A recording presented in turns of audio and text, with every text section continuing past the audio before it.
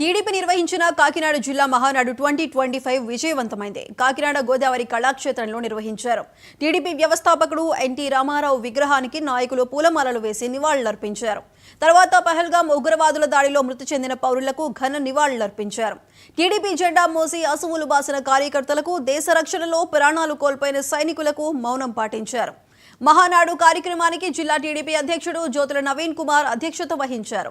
Jaggampeta MLA Jyothula Nehru చేసిన ప్రసంగం కార్యకర్తలను ఆకట్టుకుంది. రాజకీయ తీర్మానాలపై పలువురు మాట్లాడారు. ధన్యవాదాలు తెలియజేసుకుంటూ ఇప్పుడు రాజకీయ తీర్మానం కానీ గత ప్రభుత్వం రాష్ట్ర ప్రభుత్వం ఇవ్వాల్సిన డబ్బులు ఇవ్వకుండా ఉంటే ఒక్క పైసా కూడా ఖర్చు పెట్టాల 5,350 కోట్లలో. మన జూన్కి ఆ ప్రాజెక్ట్ అయిపోయింది. మళ్ళా మన ముఖ్యమంత్రి గారిని అడిగి ఆ ప్రాజెక్ట్ మన జూలైలో రివైజ్ చేయించాను.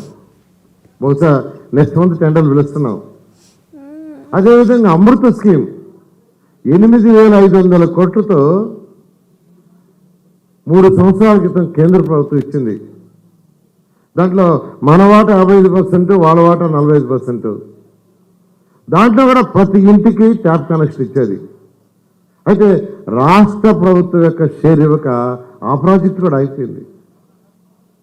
స్వచ్ఛ భారత్ కింద 3,000 కోట్లు 3 సంవత్సరాల క్రితం కేంద్ర ప్రభుత్వం ఇచ్చింది. వాళ్ళు ఫస్ట్ ఇన్స్టాల్మెంట్ 280 కోట్లు ఇస్తే రాష్ట్ర ప్రభుత్వం 150 కోట్లు ఇస్తే ఆ ప్రాజెక్టు ముందు పోయేది. గత ప్రభుత్వం యొక్క అది పోయినాయి. చక్కటి టిట్కోస్ మీకు తెలుసు. అరే ముఖ్యమంత్రి గారు ఒకటే చెప్పారు, నారాయణ ప్రతి మహిళ తన భర్తతో పిల్లలతో ఆనందంగా ఉండే ఇల్లు కట్టు, ఎంత ఖర్చైనా పర్వాలేదు అన్నారు. నేను అనేక విదేశాలు అమరావతి రాజధాని కోసం తిరిగా. Russia, China, Japan, Singapore, Malaysia. ఆ దేశాల్లో ఉండే పేదల కట్టి ఇల్లు చూసా. అవన్నీ ముఖ్యమంత్రి గారికి చెప్పాను. అంతకంటే గొప్పగా ఉండే ఇల్లు కట్టమంటే